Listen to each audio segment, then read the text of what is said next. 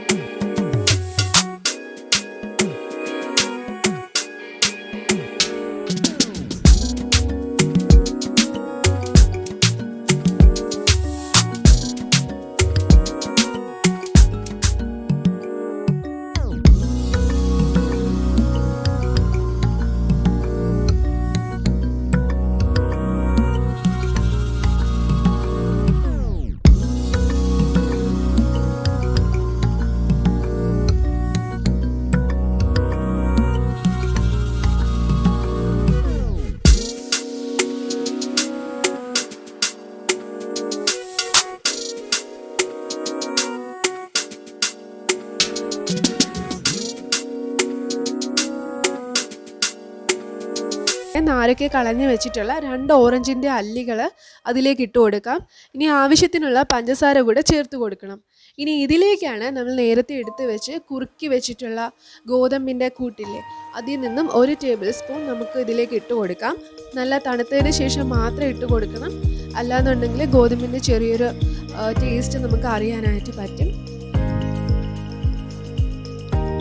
ഇനി ആവശ്യത്തിനുള്ള തണുത്ത വെള്ളം കൂടെ ചേർത്ത് നമുക്ക് നന്നായിട്ടത് മിക്സിയിൽ അടിച്ചെടുക്കണം. ഇപ്പം ഞാൻ ആവശ്യത്തിനുള്ള വെള്ളം കൂടി ചേർത്ത് കൊടുക്കുകയാണ്. ഇനി നമുക്കിത് മിക്സിയിൽ നന്നായിട്ട് അടിച്ചെടുക്കാം. അതിനുശേഷം അരിച്ച് നമുക്ക് സെർവിങ് ഗ്ലാസ്സിലേക്ക് മാറ്റാം.